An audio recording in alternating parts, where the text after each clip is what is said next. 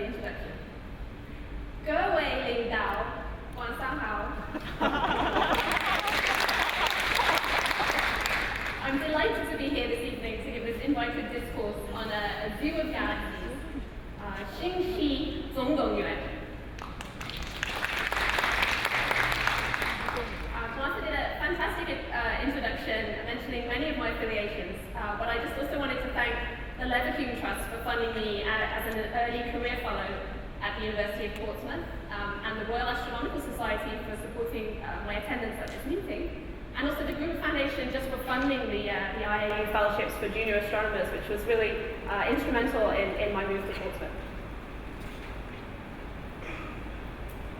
So this is a state-of-the-art picture of a galaxy drawn by Lord Ross through what at the time was the largest telescope in the world. It's towards the end of the 18th century. Through his telescope, Ross's Leviathan at his castle in Ireland. And it's not at all an underestimate, an understatement to say that in the intervening 150 years, our view of galaxies has changed just entirely dramatically. Not only how we actually see them through telescopes, this is the same galaxy through the Hubble Space Telescope, but also our understanding of just how immense they are and the vast distances to these island nebulae. If you go to a very, very dark site where it's very clear, I imagine quite some distance from Beijing you need to do this, and you look up at the night sky, you might see something a little bit like this. And I think it's not hard for us to imagine how difficult it was for early astronomers to take these images of the night sky and really understand that what they were seeing was a three-dimensional structure of stars that we live in, and that the spiral nebula that they could see through telescopes were island universes, similar objects, but just at vast, incomprehensible distances. One of the first attempts at making a three-dimensional map of our galaxy was this one done by William Herschel in the latter part of the 18th century. This is really revolutionary. One of the first representations of our galaxy as a three-dimensional structure of stars. And while he got a lot wrong, this was much too small, and it was difficult for him to comprehend that our star, the sun, wouldn't be in the center. This bright dot here is supposed to be our sun. Just the idea of a three-dimensional structure of stars that we live in was revolutionary at the time. About 100 years later, Cornelius Easton was doing much better at this map of the galaxy. He used an analogy with the spiral nebula he'd seen through telescopes to suggest the Milky Way should have spiral structure. But he's still uncomfortable moving the sun from the center. So even though you can kind of see a center of the spiral structure really is over here and the sun's off to one side, the map places the sun in the center. And the scale of this is, again, much too small. It was very difficult for astronomers, I think, to comprehend the size of the universe in this era. And this is the modern view of our galaxy. This is an artist's impression from NASA based on current data of what it would look like if we could fly up above the plane of our galaxy. You can see the bar structure and these spiral arms. We think the sun is about 2/3 of the way out in the plane of the galaxy, and the whole thing is about 120,000 light years across. The image to the side is actually an external galaxy, and you see, again, 4565. It's an example of a very edge-on galaxy, similar in thickness to what we think the Milky Way would look like from the side. You see this very flat disk-like structure, and this is the prototype of spiral galaxies in the universe. And we see lots of spiral nebula, and just a couple of examples. This one I showed you already, NGC1, the Whirlpool galaxy, which will appear again in the talk. Also, another neighbor of ours, the Andromeda galaxy. On the left, this is the image from the Slow Digital Sky Survey, contrasted with a drawing made by Charles Messier when he placed the Andromeda galaxy in his list of galaxies. But spiral galaxies aren't the only type of galaxy in the universe, and this is a collection of drawings of galaxies done again by William Herschel, looking through a telescope. But you can see even in this time they knew about a variety of different types of galaxies. Some of them were much rounder and smoother, and some of them showed central stars and some of the disk-like structure. We go to a sort of modern view of galaxies in the universe where we can see a variety of galaxies. This is a picture of the central regions of the Virgo cluster, a nearby cluster of galaxies. We can see some of the galaxies are very smooth, and we call these galaxies elliptical galaxies just because they mostly have elliptical shapes. As you see, again, some spiral galaxies scattered around as well.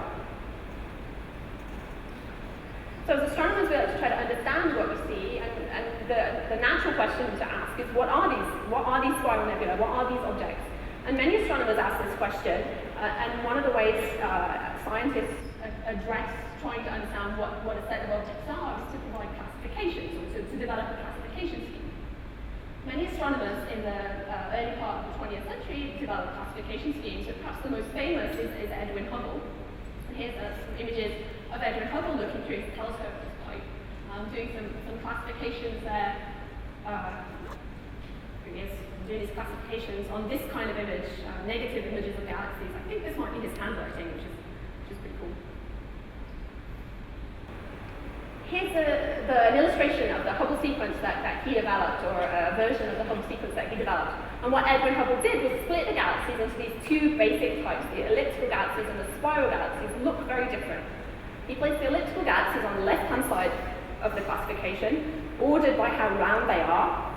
Then he split the spiral galaxies based on whether or not they have this linear structure, this bar-like structure across the center. And then furthermore, they're ordered based on how big the central bit is, the central bulges. So these ones have very small central bulges, and they get bigger and bigger as they head towards the ellipticals. A later addition were these lenticular S0 galaxies, which seem to be some kind of transition. And it's currently a matter of debate whether, in fact, there's an additional parallel strand of this thing which might have S0s of different sized bulges. But the reason I think that we basically use the Hubble classification still to this day, even with some tweaks, is that while it was just based on classification on morphology with absolutely no reference to the physical properties of the galaxies, you can use this classification scheme and the place the galaxy sits on it to predict something about the physical properties of that galaxy.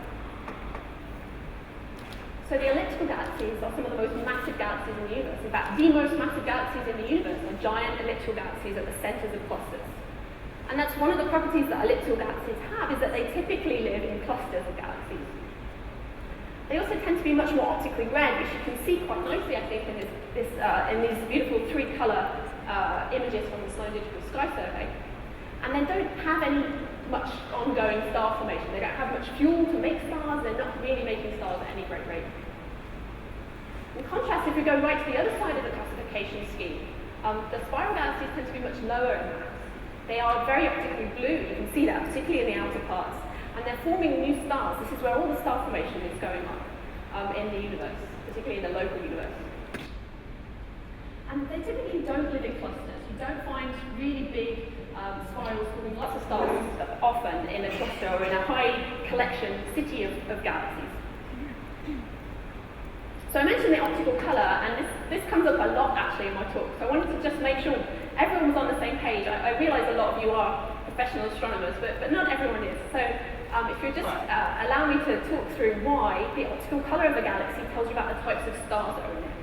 So basically, to first order, the color of the galaxy is it just comes from the stars that are in it. Galaxies are made of stars. So if you see a galaxy that's blue, that means there are blue stars in it which are dominating the light. Whereas if you see a galaxy that's red, that means the red stars are dominating the light. Now this is a diagram which places the stars, and what it does is it puts the brightest stars up at the top of the diagram across here. It puts the blue stars on this side and the red stars on this side. And what you need to know about stars is that when a population of stars form, they form in all different masses. But the thing is that the brightest stars that form are these luminous blue stars, the bright O stars we call them down here. And these stars are so bright that they outshine all of the other stars in the galaxy. So if there's any of these hot blue stars, any young population that forms has these hot blue stars, and they outshine all the other stars in the galaxy, and the galaxy looks blue. But these hot blue stars have very, very short lifetimes. These numbers here, 10 million years, 100 million years, are supposed to indicate the lifetime of stars as they move across this diagram. And so you can see that if you stop forming stars, 10 million years later, you won't have any of these, the very brightest blue stars. And then after 100 million years, these ones will all be gone. And eventually, all you'll be left with is the dimmer, lower mass red stars. So after a certain amount of time after the last amount of star formation happened, the galaxy is going to start to look redder and redder. So going back to the Hubble tuning fork, you can see it's very much a star formation sequence, and I know Martha's very familiar with this idea because I think I stole it from her paper from the 1990s. But the Hubble sequence The ellipticals really only have all stars. They're not currently forming stars. And as you move along the sequence, you get more and more star formation and more young stars, on average. Well, let's now talk about the question of how many galaxies there are in the universe. And Hubble, in a defense of his classification, so people already in the 1920s and 30s were saying, your classification is not quite right, I want to tweak it this way. In a defense of that, Hubble said, well, I've looked at 1,000 galaxies, and not more than a few dozen don't fit my sequence. Now, to be fair, that's partly because he was using photographic plates. He couldn't see very low surface brightness galaxies or dwarfs, which I'm not going to talk about at all in this talk. But nevertheless, it gives us an idea of the sort of scale of the number of galaxies that Hubble looked at to make up his classification. This diagram shows another famous result from Hubble. This is his discovery of the expansion of the universe.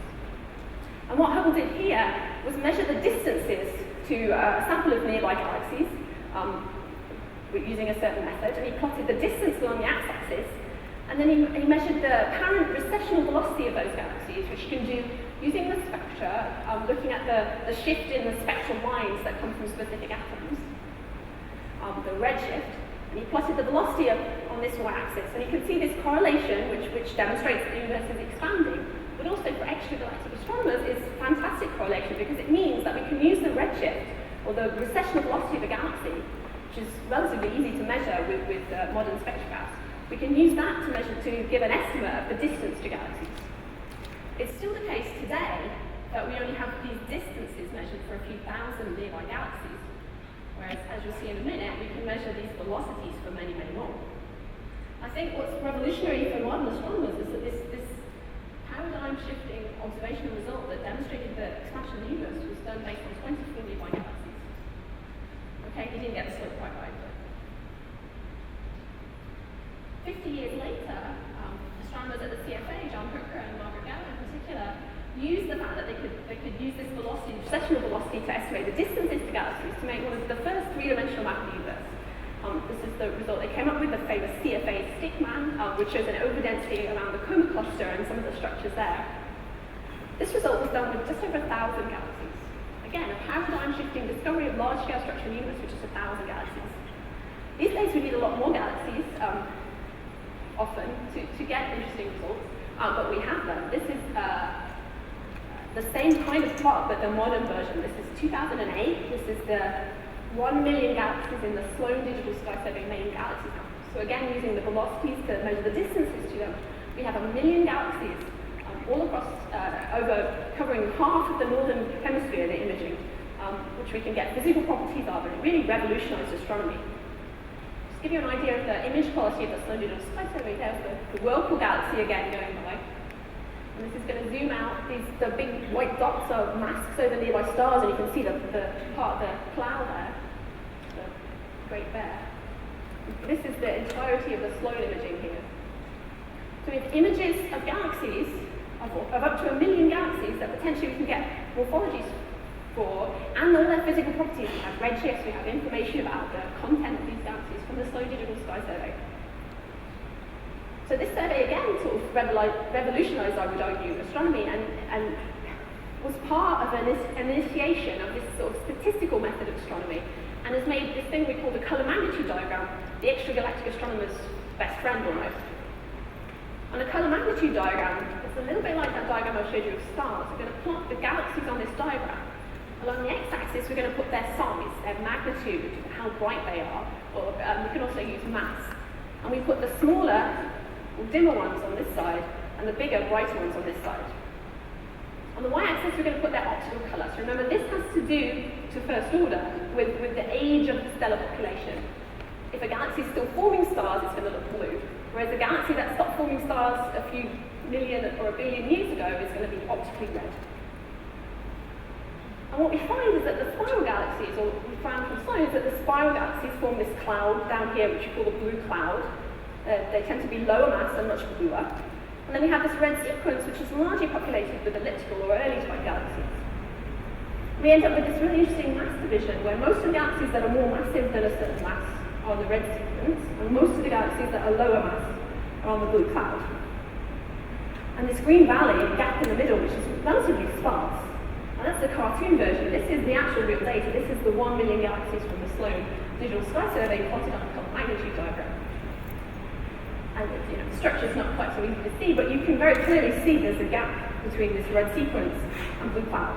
So this is 1 million galaxies, but at the time this was first done, you still only had morphologies for maybe a couple of thousand. And when you did that, you mostly saw, again, ellipticals on the red sequence and spirals on the blue cloud. And how are you going to actually get morphologies for that entire 1 million galaxies? Well, the idea came to some researchers in Oxford, and they launched this website in 2007 called Galaxy Zoo. And the idea was the way you classify 1 million galaxies, or the way you get visual classifications for 1 million galaxies, is you ask for some help. Now, the thing is, it's relatively simple to tell the difference between spiral and elliptical. You don't need a lot of training. I've probably already trained all of you, if you didn't already know what the difference is, by telling you about them. But just in case you want a little bit more training, the one on the left is a spiral and the one on the right is an elliptical. Now, if you just forgive me and have a go at doing some classifications, Galaxy Zoo style. So, how many people think that this is a spiral galaxy? Okay, so I'm going to say 90% of you say that's a spiral galaxy. So in Galaxy Zoo, that's an extremely good classification. And in fact, in Galaxy Zoo, that's exactly equivalent to how we do it. We ask typically between 20 and 40 people to classify each galaxy, and the classification we end up with is sort of the consensus version. They're all independent. You guys get to see what everyone else is voting for. How about this one? What fraction of you think that this galaxy is a spiral?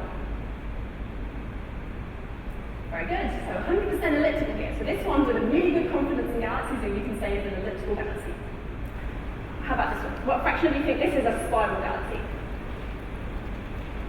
So pretty good, right? With a little bit more training, you'd learn that you can see edge-on spiral galaxies, and this is an example of an edge-on spiral galaxy. And in the original version of Galaxy Zoo, we also had a button for that, so you could say that's an edge-on spiral galaxy. This galaxy. How about this one? What fraction of people would say this is a spiral galaxy? Very good. So I'm saying about 30% of you think it's a spiral galaxy. And this again demonstrates the power of Galaxy Zoo. Because we've got this sort of 50-50 almost split in the classifications, we know that this isn't really very clearly an elliptical. It's not very clearly a spiral. So it's something in the middle. And this, in fact, is cheating. This is a classic example of a lenticular galaxy, the spiral galaxy.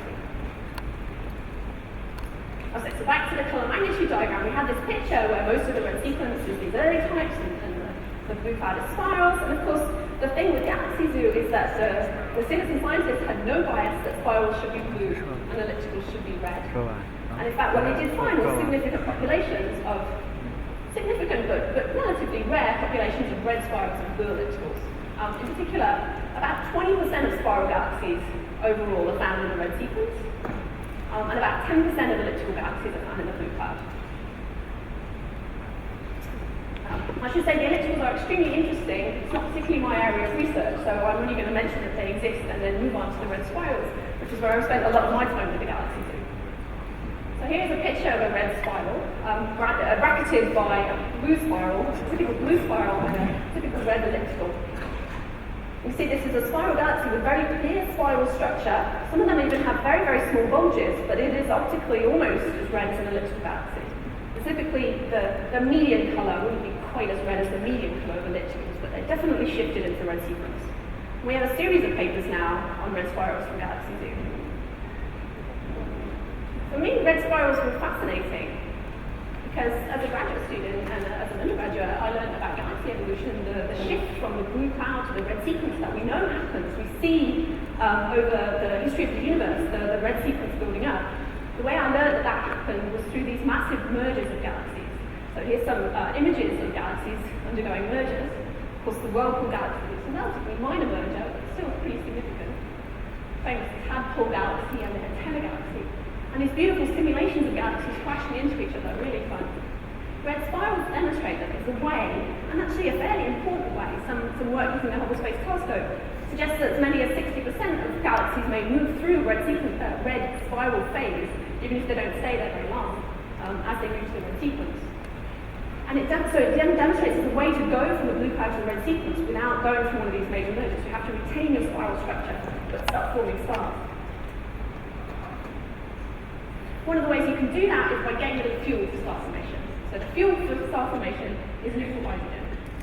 It's the thing that most of the universe is made up of. Just atomic hydrogen floating around in space.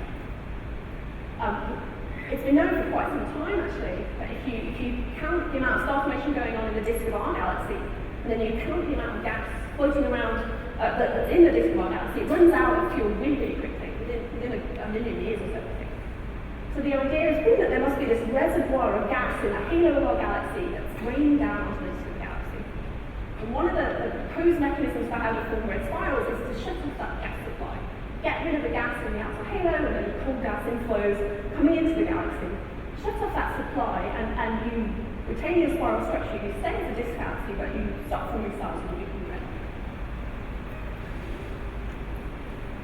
One of the things we immediately noticed about the red spirals when we found this sample, and we had a very clean sample of 300 red spirals, that sounds like a really tiny number actually compared to these million galaxies. But when you slice and dice it, you get rid of anything that could be dust reddened, anything that could have a large bulge, and make the spirals that have tiny bulges is really a red disk sample. One of the things we immediately noticed about that sample of galaxies was that they almost all had bars. So this got us really interested within the Galaxy Zoo team in what the impact of bars had on spiral structure.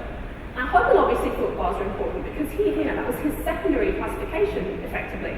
His first thing was splitting ellipticals and spirals, but then the spirals are immediately split into ones with bars and ones without bars.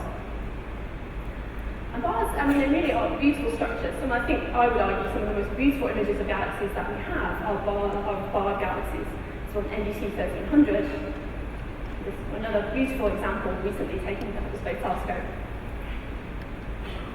Now we were fortunate in the timing of our interest in bars because it started coming up when we were starting to get results from Galaxy Zoo 2. Galaxy Zoo 1 was so popular and we were so convinced that we had good classifications from it, and actually the volunteers themselves sort of organised, developed internet forums and started asking, there's a lot more structure in galaxies than just spiral or elliptical, couldn't we help you classify that too? So Galaxy Zoo 2 was launched with the brightest 250,000 Sloan galaxies, for which you can see these internal structures quite well, and asked a whole lot more questions. Now, this looks kind of complicated, but it starts with the same basic question: is it an elliptical, or could it have any other features? If it's an elliptical, it's quite a short tree, you just do some stuff about shape and then see if there's anything odd. But for these things with features, you ask a whole pile of questions about what the features are. Could it be an edge on disk? If it's not, could there be a bar? How many spirals are there? How tight you want under the spirals? How big is the bulge? But all those sorts of questions. And around the time we noticed that almost all of the red spirals had bars was when these classifications were just about ready to start being used for science. And what we found with the first result from this information was that red spirals seem to have more bars. So these very, very obvious large-scale bars, just like this one here, stretches right across the whole galaxy, not possible to hide it behind star formation. If you look at those bars, the fraction of them increases quite substantially towards redder spirals. So that was really interesting. So what is a bar? Well, it's basically a bunching of the orbits of stars. A disk of a galaxy, it has a disk because all the stars are rotating in this coherent motion in the disk. And when they do that, if the disk is quite massive and quite dynamically cooled, it almost immediately forms this bar structure. So this is quite a simple simulation of just a self-gravitating disk of stars.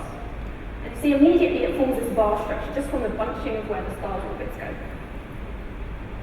So one of the early arguments for dark matter halos was that not all galaxies have bars, and so they must have this dark matter halo stabilizing against this instability. It's still, actually, it came up today again, this is kind of embarrassing. We're still not entirely sure why some galaxies have bars and some don't. We think some just are a bit slower to start forming the bars. Seems to be the consensus. But nevertheless, what a bar does can be quite dramatic. So this is again NGC 1300, and this is a simulation of a bar galaxy. So the bar goes along here, and what the colours show is the density of gas in this galaxy. It started uniform density, and this shows where the gas has been built up. So it builds up in the centre and along the bar, and where it's been evacuated. So you can see that the gas here is really quite important. The bar does a lot to the gas structure, and it seems to be evacuating large parts of the galaxy of gas. So this was also good timing because Martha's wonderful alfalfa survey, this blind survey of the whole of the sky visible from the Arecibo radio telescope in Puerto Rico. It matches very nicely the area of sky where we have galaxies, Zoo galaxies, and so we were able to get gas fractions, get information about the gas content of galaxies along with the bars. from this survey. And what we find is there are more bars where there's less gas, or there's less gas where there's more bars. So bars and gas really seem to be intimately connected. And this is an example of the kind of data we get from alfalfa. So alfalfa gives you a single sort of pixel image of each galaxy and tells you just the gas content. And then what we do is we count out the number of stars in the galaxy, and we plot along this axis the ratio, so just the ratio between the amount of mass in H1, atomic hydrogen, and the amount of mass in stars. You see the bar fraction is much, much higher where this gas fraction is lower. And we don't get images of the galaxies in H1 from alfalfa, but perhaps what is happening is exactly what we saw in that simulation, this evacuation of gas in the central regions of the galaxy. This is one of the very small number of images of atomic gas that exist of bar galaxies. And I'm very excited to try to do some more of this. I think that's my next direction for me. It's great fun. Alright, so what's next for Galaxy Zoo? And Galaxy Zoo has been incredibly popular. Mark already mentioned this, but this is sort of the slide which illustrates how immediately popular Galaxy Zoo was. It was covered on the BBC website pretty much on the day of launch. And we saw the plot here shows the classifications per hour after the launch. And you can see this immediate taking off as it was available on the BBC website. It even became the second most emailed question on the BBC website that day. If only this guy could read his diary better, I guess. So this is what was happening in 2007. I think it was quite a surprise actually that people were so interested in it. The original, so Chris Linhart and Kevin Shawinski, the originators of Galaxy Zoo, they said that what they thought was basically if you could get a few thousand people interested, they could do the whole of the 1 million galaxies in the main galaxy sample in a couple of years, and that would be so much quicker than it could be done by all the astronomers in the world, that would be worth it. It turned out that happened rather quicker than that. I think they got 1 million classifications in a couple of weeks. So it was rather more popular than it was expected. And so this initiated some sociological studies. Why are people so interested in this? And it kind of blows your mind as a scientist. The number one reason people give for wanting to be involved in the Galaxy Zoo project and spend their time classifying galaxies for us is that they want to contribute to original scientific research. I think most of us would have thought it was because they enjoyed looking at pictures of galaxies and they wanted to learn about astronomy, but no, they want to contribute to original research. So on the Galaxy Zoo science team, we're pretty proud that we feel we were doing that. We have now almost 35 peer-reviewed papers from the Galaxy Zoo team itself. Some of the data is already public and is being used by our colleagues in the wider astronomical community. This is a Wordle showing the types of things that we do science papers on within the Galaxy Zoo team. So the bigger the word, the more fit it is. We like to study galaxies. And Galaxy Zoo was so popular that it inspired this whole thing called the Zooniverse. So the Zooniverse is sort of now the umbrella organisation for the Galaxy Zoo. And it's not just astronomy, although predominantly astronomy. If we move this up, we can see a selection of different projects using the same kind of methodology. So the sort of the guiding principles of the Zooniverse, to become a Zooniverse project, you must have a scientific question you want to answer. It cannot be answered by a computer. It needs human input and can be done over the internet. So Galaxy Zoo was the first example of that, and here we have.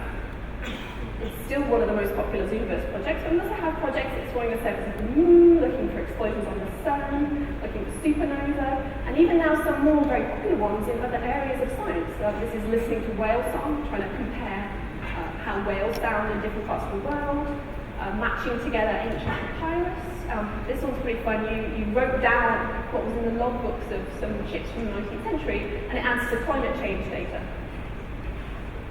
The Zooniverse has far surpassed Galaxy Zoo in popularity. About 200,000 people contributed to the second version of Galaxy Zoo. The Zooniverse, last night when I made the screenshot, had 665,202 people signed up, which is pretty fun. Very, very popular. The Zooniverse would like to make it easier for these people who are interested in science and want to contribute to scientific research to really sort of get their hands dirty a bit more. There's been a number of examples of volunteers within Galaxy Zoo really taking things further and going to quite extreme lengths to get data from Sloan and sort of put it in Excel spreadsheets and make plots, and they discovered the colour magnitude diagram by themselves. There's a whole project on regulars. It's really quite cool. The Zooniverse is developing some tools to try to make it easier for people to do that. One of those is going to be called My Research. It's going to enable people to classify galaxies as a group, collect those classifications, and then make some plots online with them to try to really do some scientific research. This is also developed with the idea of trying to use it in classroom as a teaching tool. So to go along with it is a website called Zoo Teach, which is going to enable teachers to collect their ideas about how to use Galaxy Zoo and other Zooniverse projects in the classroom, and you can contribute your ideas to this if you have a Zooniverse account and you have any ideas about how to use Galaxy Zoo in the classroom. What's happening right now at Galaxy Zoo is Hubble Zoo. So following the success of classifying galaxies in the Sloan Digital Sky Survey, the next obvious step seems to be moving to the Hubble public imaging data. So Galaxy Zoo Hubble takes images from the Cosmos survey and various large surveys from the Hubble Space Telescope and asks people to classify them. My graduate student is currently looking at some very interesting results of bars as a function of redshift with this data. So some exciting results to come. And these two images just illustrate the improvement from going from Sloan images of what's just basically a fuzzy blob. You couldn't do morphology with that galaxy. When you shift to the Hubble image of the same galaxy, it's a beautiful red spiral. And Galaxy Zoo is going to relaunch. The latest I heard that the relaunch might actually happen next week. We're relaunching with the extra imaging data from the DR9 version of Sloan for the astronomers and audience, and also some new data from the Hubble Space Telescope.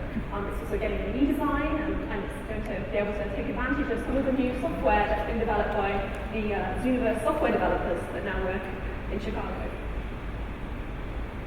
So that's quite exciting, because Galaxy Zoo turned 5 actually just a few weeks ago, so I was happy to celebrate the 5th birthday.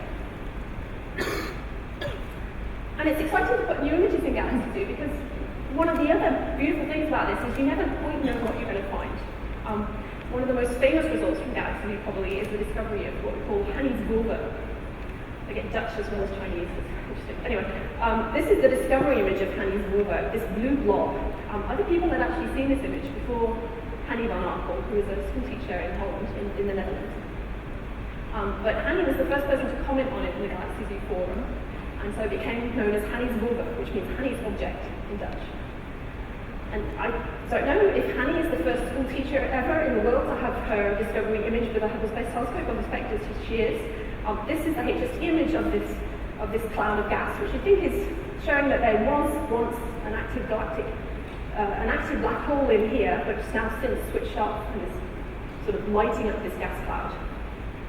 And there are other similar examples of this thing. This is just a beautiful, slightly noisy data, but really hot off the Hubble Space Telescope of this vulva.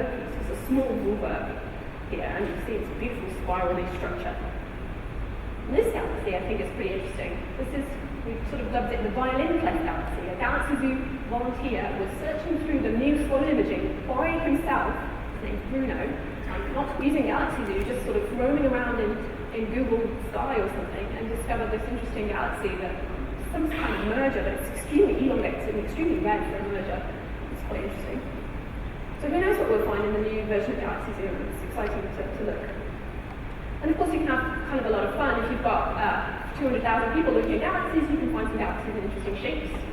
So this is a collection, a Zoo of Galaxies, a collection of galactic animals put together by Alan Shepard, who's one of our forum moderators in Galaxy Zoo, a very active volunteer who often goes out and gives public lectures about what it's like to be a volunteer within Galaxy Zoo. We're a collection of animals, and you can make words, so you can say thank you in galaxies. Thank you very much.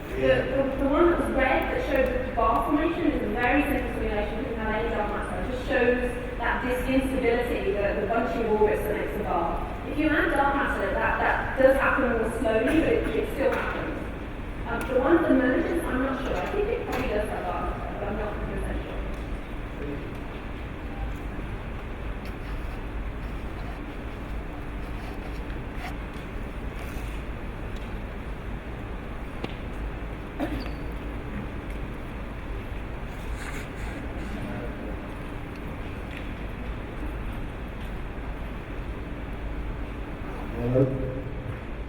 Very, very interesting talk.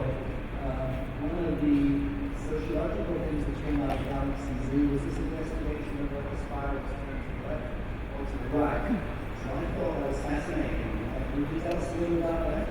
Yeah, absolutely. Yeah. So it was one of the initial motivations for Galaxy Zoo was a cosmologist at Oxford University, Kate Land was her name, who wanted to have classifications of which way the spirals were rotating.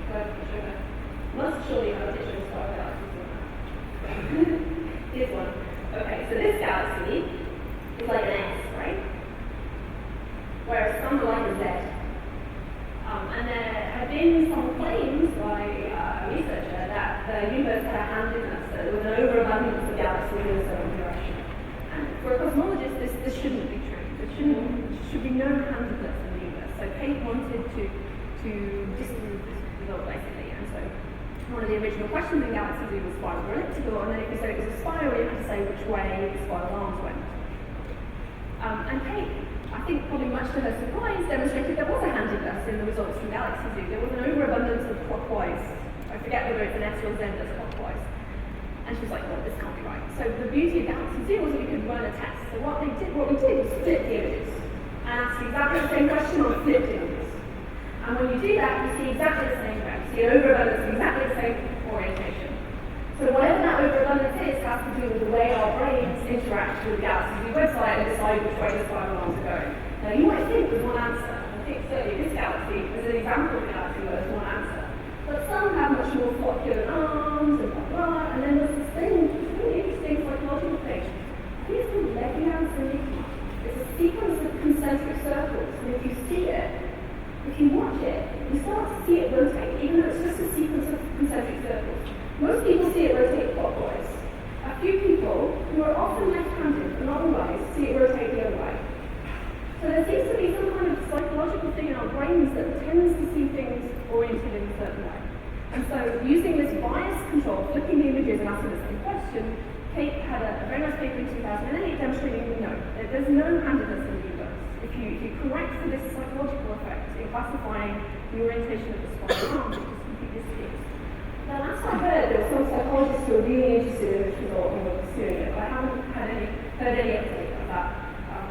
If they have actually pursued further research with that. But it's really interesting.